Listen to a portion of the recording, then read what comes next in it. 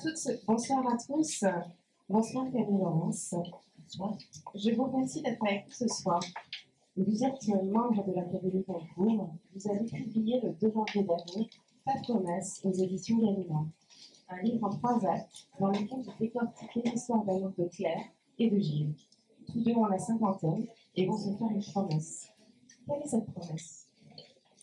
Alors, ils échangent une promesse. Au départ, c'est lui, Gilles, qui demande à Claire de lui faire la promesse de ne jamais écrire sur lui parce qu'elle est écrivaine, elle est habituée à écrire sur des histoires personnelles.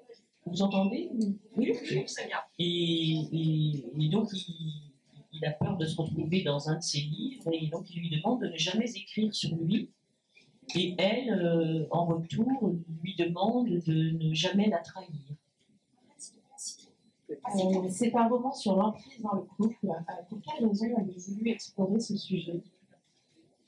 Je trouve que c'est un sujet qui est malheureusement de plus en plus d'actualité, parce que c'est ce que j'appellerais une violence psychologique, qui est donc invisible, qui est insidieuse, qui est souvent à bas bruit dans l'intimité des couples, et qui est le plus souvent totalement inaperçue de l'extérieur. C'est-à-dire que même souvent, on trouve le personnage du manipulateur qui est très souvent un homme, ça c'est statistique, il y a quelques femmes qui sont des manipulatrices perverses, mais la grande majorité sont des hommes.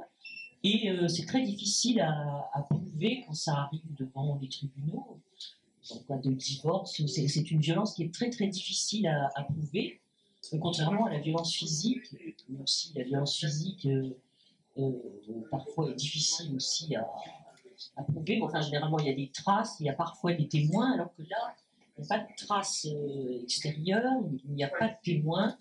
Et donc, c'est la dernière forme de la domination masculine, en fait. C'est-à-dire que maintenant, elle ne peut plus s'exprimer librement, si je puis dire, comme c'était le cas jusqu'à ces dernières années. Et donc, en tout cas, dans ma génération, c'est encore assez présent. C'était ça qui m'intéressait, de montrer comment certains hommes continuent à essayer d'avoir le pouvoir sans que ça se voie.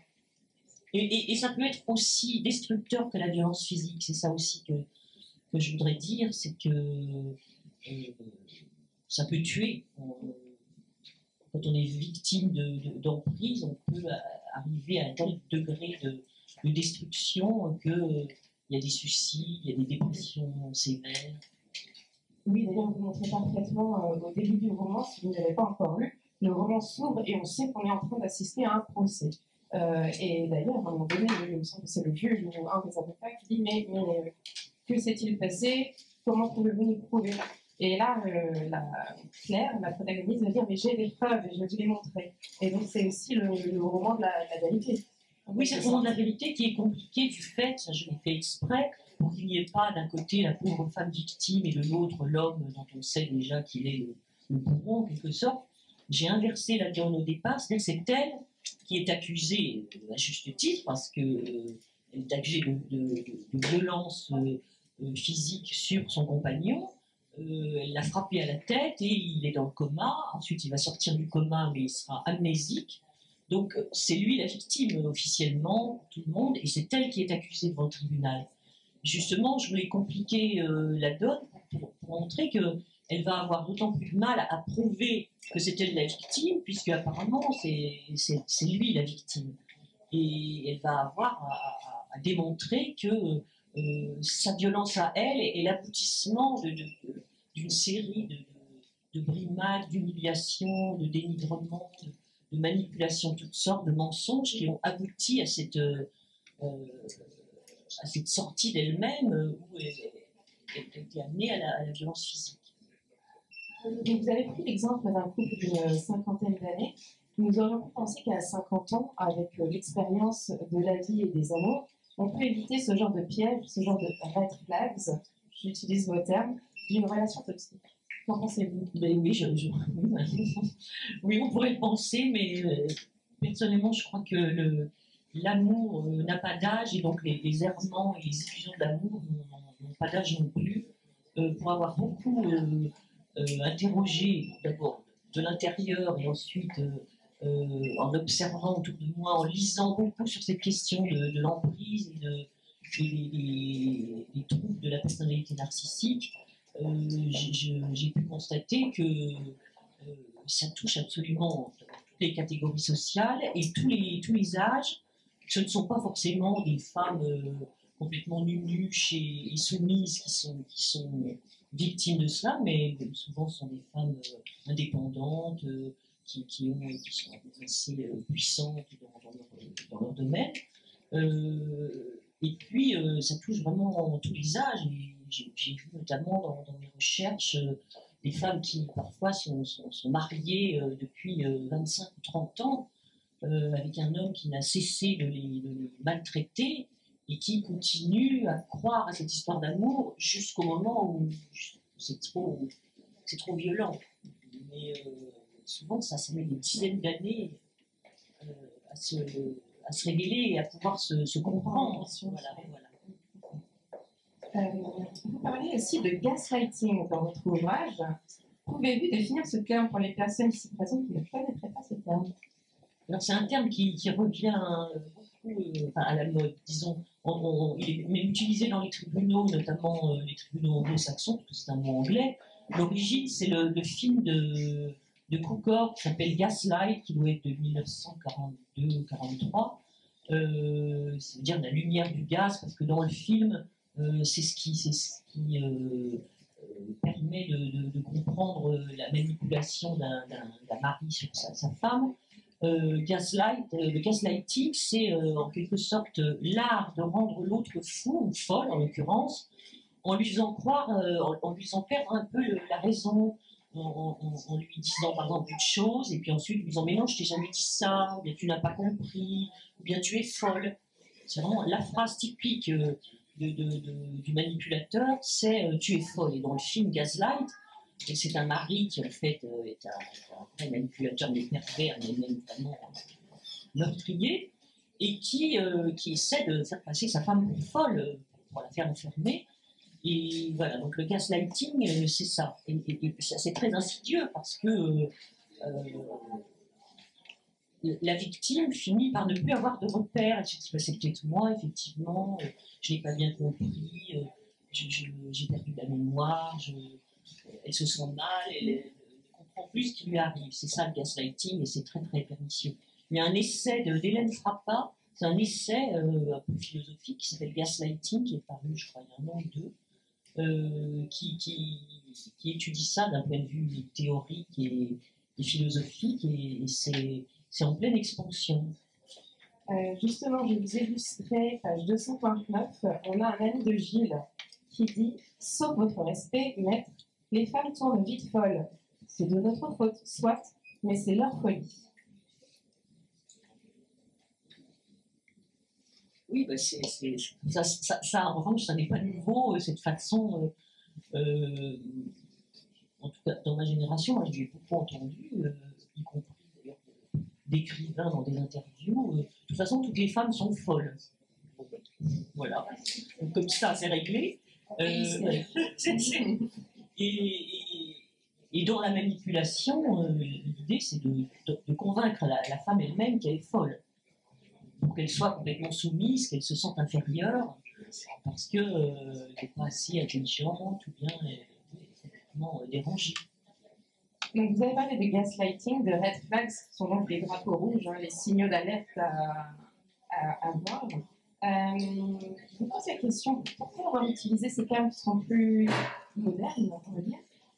Est-ce que c'est pour toucher un plus jeune public? Est-ce que c'est pour porter... Oui, red flag, c'est parce que, comme je vous disais, j'ai beaucoup étudié la question sur les forums de discussion, sur les réseaux sociaux, et ce sont des termes qui reviennent sans arrêt, qui sont empruntés comme gaslighting, qui sont empruntés essentiellement, oui, au monde anglo-saxon, américain, surtout. Et red flag, oui, on peut dire drapeau rouge, d'ailleurs. en fait, je ne sais pas, oui, c'est une de ses amies qui, dans le roman, l'utilise. Personnellement, je n'aime pas trop les termes anglais en français parce que je suis très attachée à la langue française. Je pose la question. Oui, je me doute. Mais c'est souvent mieux compris, en tout cas oui, par les jeunes générations. Vous avez parlé des styles d'écriture dans ce roman qui se lit vraiment comme un polar. Il y a énormément de suspense, c'est très rythmé, mais il y a aussi la poésie en vers libre, et ça j'ai beaucoup aimé. Et la fiction dans la fiction, surtout à la fin, avec une dystopie qui est écrite par Claire. Est-ce que vous êtes amusé à varier dans ces écritures? Pourquoi l'avoir fait? C'est votre esprit qui vous a emmené là-bas? Oui, je suis contente que vous me disiez que vous avez aimé les passages de poésie en vers libre, parce que je me suis quand même beaucoup posé la question au moment où j'écrivais. Je me suis dit, c'est un peu bizarre dans un roman que tout d'un coup on ait un passage qui est non seulement en vers libre, mais qui est uniquement avec le pronom on, c'est-à-dire qu'il n'y a plus le pronom je comme la narratrice utilise logiquement dans le roman. Quand elle parle d'elle, elle dit je, et là, tout d'un coup, elle dit on, comme si elle se dépersonnalisait et que ce qu'elle racontait était à la fois personne, que on est un pronom indéfini, et tout le monde, puisque l'étymologie du pronom on, c'est l'homme en latin, l'homme, l'humanité, ça a donné on. Donc c'est à la fois toute personne et tout le monde. J'aimais bien, mais ça peut produire un effet un peu bizarre tout d'un coup de changer de pronom. Et puis, il y a aussi donc, notamment une dystopie, un fragment de science-fiction où elle imagine un monde où tout le monde serait atteint d'une maladie du narcissisme, où il n'y aurait plus d'empathie, où les gens ne penseraient plus qu'à eux-mêmes. Alors, elle situe ça en 2030, je crois, ou 2034, oui, c'est dans pas longtemps. Hein. Donc, voilà, l'idée, c'est de faire attention.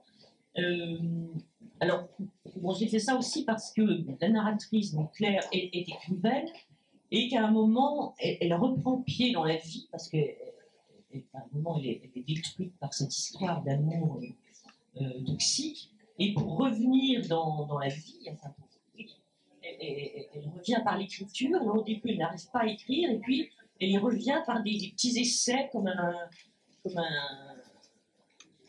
du bricolage, en fait. Et elle se dit, bah tiens, je n'arrive plus à écrire, mais je vais peut-être commencer par des poèmes, par des fragments de textes. Et ça, c'est quelque chose que j'ai vécu moi-même dans ma vie d'écrivaine, des moments tragiques dans ma vie. Je n'arrivais plus à écrire de romans, et je suis revenue à l'écriture par des petits fragments de textes comme ça, notamment au moment où j'ai perdu un enfant, et ensuite j'arrivais pas du tout à écrire. Donc j'ai voulu retranscrire cette expérience de l'écriture qui ne va pas de soi. Il ne suffit pas de se dire tiens, je vais écrire un roman. Parfois, on ne peut écrire que des poèmes. C'est intuitif. C'est pour ça que j'ai hésité à le faire, parce que je me suis dit le lecteur va être perdu. Et puis après, je me suis dit, bon, comme c'est intuitif, moi je le fais de manière intuitive, et je fais toujours confiance au lecteur, ça c'est une chose, je me dis, bon, si c'est intuitif pour moi, ben, le lecteur va suivre. Mais je trouve justement que ça apporte un très joli rythme au roman, parce qu'ils arrivent toujours à un moment un peu de tension, où cette redescente avec les vers libres et le on permet aussi au lecteur de prendre du recul et de se dire tout ce qu'on vient de voir, est-ce que c'est de sa faute à elle, est-ce que c'est de sa faute à lui, et en fait de dire le on, ça permet effectivement de plus s'identifier à l'un ou à l'autre, mais de regarder la situation dans son ensemble, et ça permet un léger souffle en fait dans le récit, et de prendre du recul. Vous voyez, ça je ne l'avais pas forcément anticipé, mais on l'a dit, une espèce de pause, oui. Alors moi j'ai un personnage préféré pour moi, c'est Carole, la meilleure amie de Claire, qui dit sans langue de bois, page 173. Mais foutez-nous la paix avec vos mères, Carole. On n'en peut plus de vos états d'âme. Retournez chez elle si vous n'arrivez pas à vous en passer. La contrainte de Romain Gary nous empoisonne. Avec l'amour maternel, la vie nous a fait à l'aube une promesse qu'elle ne tient jamais. Nanana, nanana. Visiblement, c'est toujours la fête des femmes. Bah, c'est-à-dire que, non mais là c'est Carole, donc la meilleure amie de Claire, qui réagit au Qui est très virulente. qui est tonique. Elle est tonique. Voilà. Elle est tonique contre le toxique. Oui. C'est ça. Et effectivement, Gilles a traité Claire de mère toxique. Gilles n'arrête pas de le dire, ça fait partie justement du gaslighting. Tu es comme une mauvaise mère pour moi, tu m'ennuies, tu me fais du mal. Enfin, et donc, quand Claire raconte ça à son amie Carole, Carole dit voilà, foutez-nous la paix avec vos mères, parce que si nous sommes des mères pour vous, les hommes, c'est que vous êtes des petits garçons. Or, il faut sortir de cette relation maman-fils, parce que c'est des relations de couple, c'est pas des relations de famille comme quand on était enfant. Parce que c'est quelque chose aussi que j'ai souvent observé qu'à un moment, voilà, dans les couples, il y a cette relation qui devient presque maternelle et filiale. Et c'est souvent un moment un peu critique dans une relation amoureuse. Là, donc je voulais revenir là-dessus. Elle utilise à la fin un néologisme qui me paraît tout résumé quand elle dit, quand Carole dit nous sommes des femmes, pas vos mamantes. Et mamante, c'est l'imbrication dans un seul mot de maman, amante, et menthe religieuse, parce que elle dit que ce sont les trois étapes de la relation amoureuse dans certains cas. D'abord, c'est l'amante, la femme est une amante, c'est-à-dire idéalisée par l'homme, par son compagnon, son mari, c'est l'amante. Ensuite, ça devient la maman, donc on est dans une relation plus inégalitaire et puis finalement, quand l'homme l'accuse de vouloir l'empêcher de vivre, ça devient une menthe religieuse. Vous savez que la menthe religieuse est connue pour dévorer le mal. C'est une coriace. Pensez-vous que notre livre peut justement aider certaines femmes à mettre des mots sur ce qu'elles vivent dans leur couple? Je l'espère. J'ai déjà quelques témoignages assez bouleversants d'ailleurs de femmes qui soit ont vécu cela, mais plus souvent qui sont en train qui se reconnaissent dans le personnage et qui donc identifient quelque chose qu'elles vivent elles-mêmes en ce moment, de manière vraiment contemporaine. Et bon, la seule question, la question qui revient, c'est comment on sort de là. Alors, effectivement, si on regarde aussi bien, j'ai pu regarder dans les livres de psychiatrie, de psychanalyse, le seul conseil qui est donné, c'est de s'en aller. C'est-à-dire qu'il n'y a rien à espérer, la discussion, les négociations. Il faut partir, en fait. Il ne faut pas essayer de réparer, parce que pour différentes raisons, c'est difficilement réparable. Et évidemment, moi, c'est un petit peu à part, puisque ma narratrice s'en sort par ce qui est le lieu de sa puissance créatrice, c'est-à-dire en revenant à l'écriture. Je préfère un passage, page 83. Je suis un sismographe. J'enregistre tout, surtout les paroles. J'écris d'abord avec les oreilles. Est-ce que ce serait un peu lu? Oui, là, je peux le dire. Oui. C'est de la fiction, mais quand même. Non, mais si j'en ai fait une écrivaine, c'est pour pouvoir tirer des choses de mon expérience comme romancière, notamment. Et oui, j'écris d'abord avec les oreilles. Oui. C'est-à-dire que je n'entends pas seulement le sens du mot, bien sûr, le sens du mot, c'est indispensable dans la langue, dans l'usage de la langue, mais j'entends les sonorités, ce qui me permet de faire des jeux de mots, des néologismes, enfin, et puis j'entends aussi au niveau de la phrase des rythmes, donc des rythmes différents. J'essaye de faire parler les différents témoins, parce qu'il y a des gens qui viennent témoigner dans le roman, ils essaient de faire parler de manière différente, et c'est un roman qui est très qui est axé beaucoup, fondé sur le dialogue, sur les dialogues, puisque la manipulation ne passe que par le langage. La violence psychologique passe uniquement par le langage, par des critiques, des humiliations, des mensonges, éventuellement l'envers du langage, c'est-à-dire le silence. Donc, tout d'un coup, raccrocher au téléphone, voilà, ou faire silence pendant 8 jours sans donner de nouvelles. C'est-à-dire que tout est manipulation de la communication par le langage. Et donc, c'est parce qu'elle écrit avec les oreilles qu'à un moment, elle entend, et au bout d'un long moment, parce qu'il faut que ça fasse un chemin à travers le fait que, par ailleurs, elle est amoureuse de cet homme. Mais tout d'un coup, son métier, son oreille d'écrivaine revient et elle se dit, mais là, il est en train de ce qu'il me dit, c'est creux, c'est vide, ce sont des clichés, ça n'est pas incarné, il ne le ressent pas, il dit des choses qu'il ne ressent pas, ou il ment. Elle entend tout d'un coup la fausseté du langage. Et ça, c'est justement l'habitude d'être à l'écoute de la langue. Vous écrivez, donc vous avez écrit sur l'empathie, on en a parlé un petit peu sur le thème de la dystopie, mais vous écrivez aussi généralement beaucoup sur les femmes, mais que vous ne mettez jamais directement en opposition avec les hommes. C'est plutôt une quête de cette vérité-là, des relations hommes-femmes. Comment justement ne pas tomber dans le piège de l'affrontement? Vous savez, je retiens, je ne sais plus quel cinéaste a dit ça, mais je crois que c'est très très vrai pour les écrivains aussi.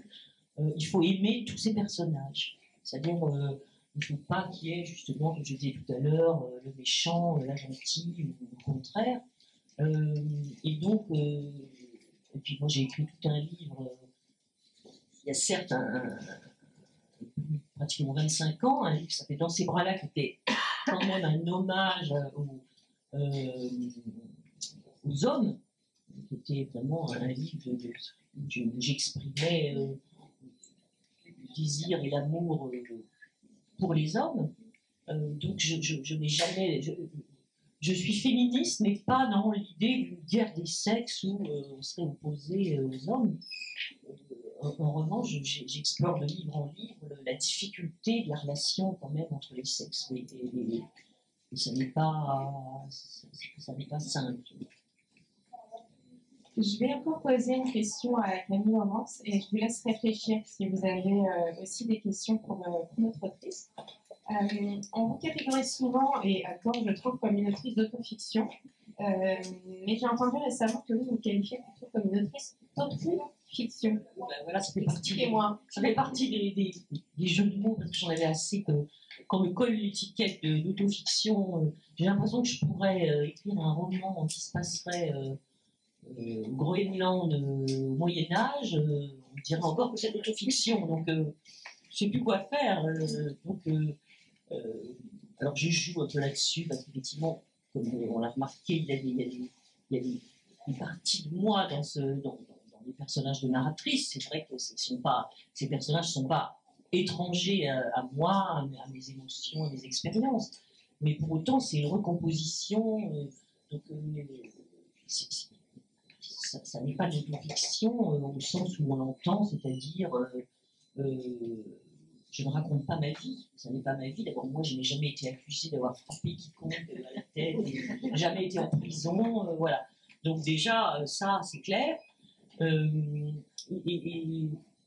alors, je me suis amusée, c'est tout récent, parce qu'on me posait la question, c'est de l'autofiction, j'ai répondu, bah non, mais je crois que j'utilise le terme dans mon roman, oui, c'est de l'autofiction, parce que ce qui m'intéresse, ce n'est pas, comme on dit souvent, l'autofiction, mon nombril, voilà, des choses de narcissique, je parlerai des petites histoires de bonnes femmes, parce que c'est très souvent, l'autofiction est très très liée à la littérature féminine, parce qu'on dit beaucoup plus rarement ça des écrivains, des hommes. Alors, je veux dire aux femmes et aux voilà, les hommes. Voilà, on ne dit pas aux hommes. Ah oui, parce que chez les hommes aussi. Oui, il y en a beaucoup chez les hommes, mais comme c'est péjoratif, mais oui, c'est plus agréable. On ne leur dit pas.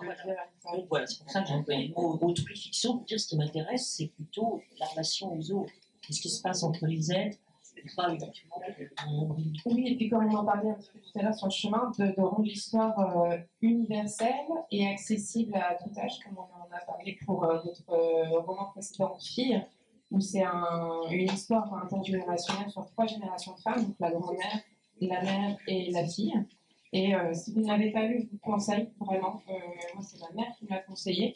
Je l'ai lu. Et on a eu une lecture toutes les deux très différente. Forcément, on ne fait pas partie de la même génération. Par contre, Laurent nous a parlé. On l'a ici, donc si vous souhaitez, je vous le conseille vraiment. Avez-vous des questions pour Camille Laurence? Sinon, j'en ai encore quelques-unes. Mais la parole est à vous si vous le souhaitez. Allez, allez-y, et après, allez-y, madame. Non, tout simplement, au départ, je dis que cette femme, héros, ne va pas prendre sa décision, elle va prendre du temps pour prendre sa décision, d'affronter et de dire oui et de comprendre. Mais n'est-ce pas non plus la peur de se lancer dans un vide? Et parce qu'avec l'éducation reçue en général pour les femmes, de la génération, évidemment, peut-être plus maintenant pour les petites filles de maintenant, est-ce que c'est pas cette crainte Je ne sais pas si c'est parce qu'elle dit quand même dans le roman, elle dit au début qu'elle n'a pas de problème avec la solitude, c'est-à-dire qu'elle aime être seule parce que d'abord elle écrit, elle a besoin de solitude pour écrire, donc ça n'est pas la peur comme ça peut être le cas assez souvent, où finalement on reste dans une histoire qui nous est visible et qui ne nous satisfait pas, on peut rester dans une histoire par peur de se retrouver toute seule, de ne pas savoir quoi faire de la suite de sa vie. Là, en revanche, là où je suis d'accord, c'est que elle a peur de ne plus être aimée, en fait. Elle a peur de se retrouver sans amour. Et donc, elle préfère essayer de faire durer cette relation, de la réparer, de revenir à un état antérieur, parce qu'au début, la relation est idyllique. Et donc, ça se dégrade, mais elle se dit, à un moment, ça va redevenir ce que c'était au début, alors qu'en fait, c'est toujours l'espoir d'être aimé, mais c'est aussi, vous avez raison, sur l'éducation des filles, et là, je parle effectivement dans le précédent roman qui s'appelle Filles. On a été habitué, en tout cas ma génération, on a été habitué à être un peu le syndrome de l'infirmière, c'est-à-dire à être dans le soin, dans l'écoute, dans l'empathie, et donc d'essayer de comprendre l'autre et de faire des concessions, d'arrondir les angles, elle est comme ça. C'est pour ça que ça prend du temps, parce qu'à chaque fois elle se dit non mais ça va aller, ou bien c'est pas sa faute. Voilà. Mais du temps à se dire bah non, c'est pas possible. Oui, bonsoir. Une remarque qui me venait, que vous évoquiez folle. Il y en a aussi un autre, c'est émotive. Folle et émotive. Ah oui, souvent ça m'ensemble d'ailleurs. Oui, trop émotive, trop sensible, qui prend tout trop à cœur, au premier degré, oui, bien sûr, ça va avec. C'est toute une qualité de l'adjectif. Oui. Simplement par rapport à cette introduction, est-ce que vous connaissez les proportions hommes-femmes pervers ou pas? Parce que j'ai eu l'impression que vous étiez très sévère entre les hommes. C'est qu'il y a tout ça. J'ai été un peu. Vous parlez du roman ou de ce que je viens de dire? De ce que vous venez de dire. En non, mais tout à fait d'accord. Non, mais ça, c'est documenté, puisqu'il y a eu, là, j'ai fait d'ailleurs un entretien dans le Nouvel Obs avec un sociologue, Marc Joly, qui travaille depuis des années, qui a fait sa thèse sur la perversion narcissique dans le couple. Il a étudié des centaines de cas qui sont venus jusque devant les tribunaux.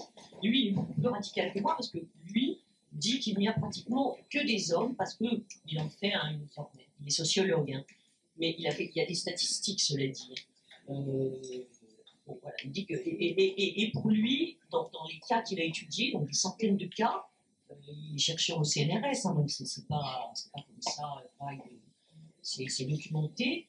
Il dit que quand ce sont les femmes, qui sont perverses, il y en a, c'est moins virulent. Moi, je ne suis pas tout à fait d'accord parce que pour en connaître une ou deux, et puis d'abord, très souvent, les hommes qui sont pervers narcissiques, assez souvent, ont eu une mère qui était quand même une mère qui parfois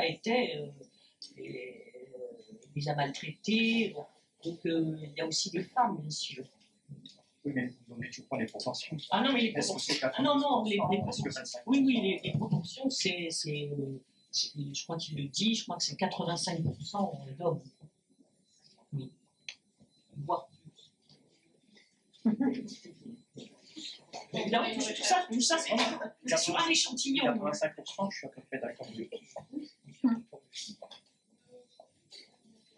Et apparemment, ce serait alors autre statistique, parce que c'est une pathologie qui est répertoriée en psychiatrie, la perversion narcissique, ce serait environ 3% de la population. Alors, ça paraît pas beaucoup, mais Parfois, ils sont cons. Je pense que c'est toujours les mêmes qui tombent dessus, donc c'est ce que j'allais dire, où ils sont concentrés dans un secteur. C'est bien vers la fin. Y a-t-il encore une question? Allez-y, monsieur, je vous en prie. Est-ce que vous avez lu les livres de Marie-France Légoyenne?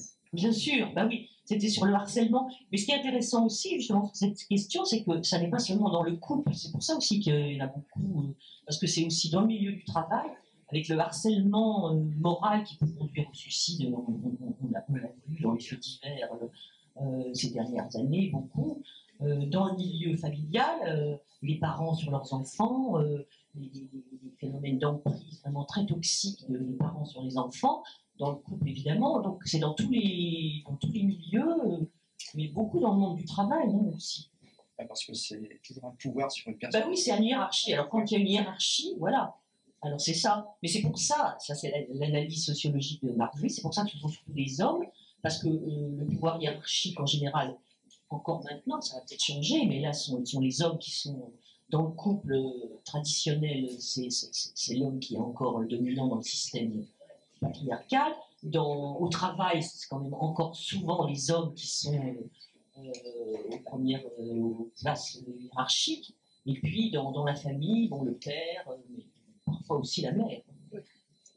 Sur les enfants qui sont forcément vulnérables. Avez-vous encore une question? Donc, moi, j'en ai encore trois. Quel est votre livre de chevet actuellement? Actuellement, mais je ne lis pas beaucoup actuellement. Je lis tellement pendant toute l'année. Je suis en train de lire un livre qui est un peu dans le sillage de Neige-Sino, vous savez, qui s'appelle, alors je ne vais pas retrouver le nom, c'est chez Vertical, Constantin, vous voyez ce que c'est? C'est un nom de consonance grecque. Oui, il s'appelle, je ne sais plus, mais il y a une préface de Neige-Sino. Alexandre Aki, voilà. Et c'est, voilà. Très bien. Et c'est très, très fort, justement, sur un homme qui a lui-même été victime de maltraitance et qui devient père et qui a peur d'être lui-même, de reproduire, en fait, ce qu'il a subi, ce qui est assez classique. C'est très, très bien. Avez-vous en tête votre prochain roman? Et si oui, est-ce qu'on peut en avoir le thème? Non, je l'ai pas. Vous savez, moi, c'est très long, la maturation. Donc, c'est trop vague pour que je puisse en parler. Mais d'ailleurs, comment vous vient l'idée d'un roman en général? Est-ce une image? Est-ce une situation? Ça dépend, ça dépend. Là, pour celui-là, je me souviens très bien que l'image, c'était le mimosa. D'ailleurs, dans le tout début, quand j'ai pensé... On en a un petit peu sur la tête. Oui. J'ai pensé que ça serait le titre, le mimosa, mais finalement, ta promesse, c'est bien mieux. Mais j'avais cette image du mimosa. Et ma dernière question pour vous ce soir, que dirait la Camille de 13 ans à la Camille d'aujourd'hui et vice-versa? La Camille de 13 ans, qu'est-ce qu'elle dirait? Elle dirait à moi, mais elle dirait ne cesse jamais d'être jeune. et moi, ce que je dirais à la fille de 13 ans, ça va aller. Merci beaucoup, Yann et Laurence, pour votre présence.